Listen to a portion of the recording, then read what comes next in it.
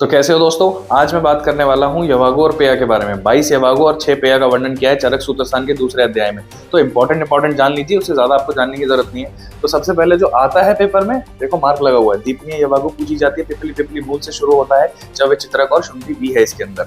Next उसके बाद बात विकार में यूज होती है पंचमूली की, कई बार पेपर में पूछा हुआ है। पित्त अतिसार इतना पूछा नहीं जाता है, पर याद कर लेना, शाल पढ़नी, कृष्ण पढ़नी, बला और बिल्व होता है। और इसके बाद रक्त अतिसार में दूध होता है, हिबेर, उत्पल और नागर। मैं तो इसी से पहचानता था भाई, हिबेर उत्पल नागर आ गया तो मुझे रक्त अतिसार पे टिक करना है, ऐसे आपको याद रखना है। आम अतिसार में आप यूज करेंगे सदिविषा, पेया, आमला भी है इसमें और नागर, शुंठी भी है इसके अंदर। अब मूत्रकृच में आप जैसे ही मूत्रकृच के बारे में सोचेंगे, गोक्षुर के बारे में सोच लीजिएगा। और गोक्षुर का जो पर्याय होता है वो स्वदंष्ट्रा होता है। तो स्वदंष्ट्रा और कंथकारी अगर आपको दिखे तो मूत्रकृच है। कृमि जहां भी आता है, विडंग, सबसे पहले विडंग, तो विडंग पिपली मूल से स्टार्ट होता है, ये वाली यवागु आएगी तो आपको टिक करना है कृमि में। पिपासा में भाई, पिपासा में ठंडी चीजें देनी पड़ेगी ना, तो मृद्विका, सारिवा, लाजा, पिपली, ये सारी चीजें इसमें डली हुई है।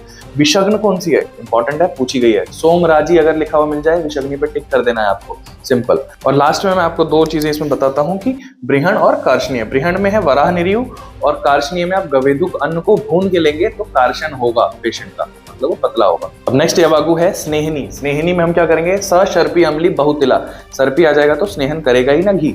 अब विरुक्षिणी क्या होगी भाई, विरुक्षिणी में कुश देंगे, अम्लक देंगे, निरियु, श्यामक, ये सारी चीजें हम देंगे तो रुक्षण होगा। इसके बाद इंपॉर्टेंट आ रही है कास, हिक्का, श्वास, कफ। इसमें दशमूल से सिद्ध यवागु दी जाती है, काफी पेपर में पूछा गया, आगे भी पूछा जा सकता है। पक्वाशय रुजा, पक्वाशय में रुजा होगी तो मदिरा साधक कर देंगे। लेकिन इंपॉर्टेंट क्या है ना कि दो यवागु सेम शुरू होती हैं, जैसे यमके मदिरा सिद्धाजिस पक्वाशय शूल में आती है, लेकिन कंठे में आती है यमके पिपली आम्लके ही। तो इन दोनों को आप एक साथ लिख लीजिएगा, क्योंकि यमक यमक से स्टार्ट हो रही है तो कंफ्यूजन हो सकती है आपको।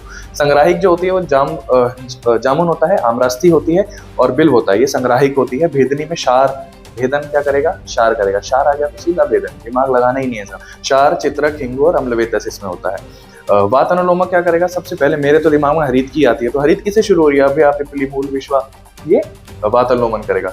घृत व्यापद और तेल व्यापद दोनों बहुत इंपॉर्टेंट है, क्योंकि दोनों में तक्र आता है। लेकिन तक्र के साथ सिंपल करेंगे तो घृत व्यापद में है, लेकिन तक्र के साथ अगर पिण्याक यूज करेंगे तो जाके तेल व्यापद सिद्ध यवागु बनती है, तेल व्यापद नाशक यवागु बनती है, सॉरी। तो अब नेक्स्ट आगे हम बढ़ते हैं, आगे हम देखेंगे इसमें मद विनाशक। अब मदिरा हम किस में दे रहे थे, पक्वाशय शूल में। मद विनाशक करने के लिए हमें उपोदिका देनी पड़ेगी, दही देनी पड़ेगी। उसके बाद वृष्या क्या होती है भाई, वृष्या में माश की दाल यूज करेंगे, विद्ला यूज करेंगे और घृत शीर के साथ उसको साधित करेंगे। दूध और घी अगर डालेंगे तो वैसे भी वृश्य होता ही है वो।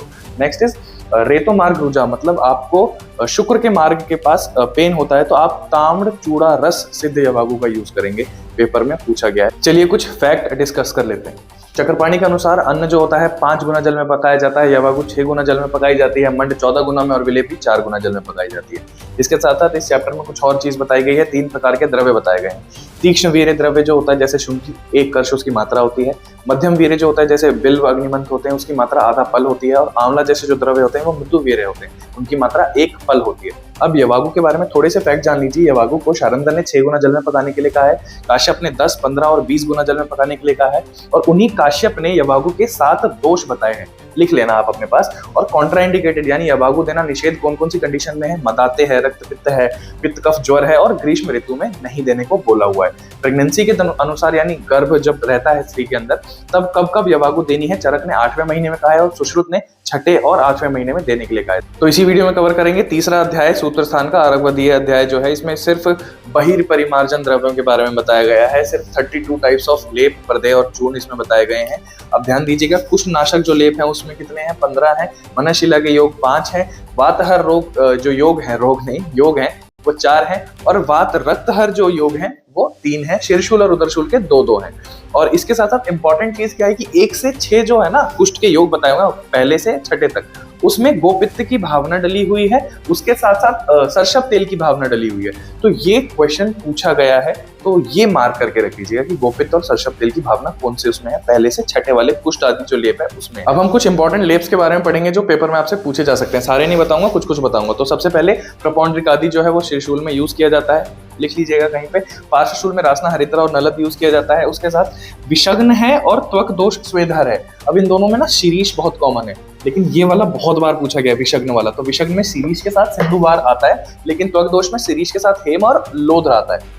ध्यान रखना। इसके बाद दुर्गंध नाशक में पतरांबू और लोद्र यूज किया जाता है, लोद्र इसमें भी था, इसमें भी है। वात रक्त में घी के साथ हम गोधूम चूर्ण को लेते हैं, चगली पे लेते हैं, रासना, गुरुचि और मधुक को यूज करते हैं, तो ये वात रक्तहर लेप बन जाता है। उदर शूल में तक्र युक्त यव चूर्ण का हम यूज करते हैं। पेपर में पूछे जाने वाले हैं ये चीजें, तो इंपॉर्टेंट है। सबसे ज्यादा इंपॉर्टेंट इसमें विषग्न है। और शीतनाशक शैलय आदि लेप, शैलय आदि लेप इसका नाम है, तो ठंडी चीजें अगरू जैसे यूज होगा, इसमें कुष्ठ यूज होगा, शैलय यूज होगा। तो यही इस चैप्टर में इंपॉर्टेंट है, इससे ज्यादा आपको जानने की कोई जरूरत नहीं है। तो इस चैप्टर पे ज्यादा दिमाग खपाई नहीं, इस वीडियो को देखें और बंद करते हैं।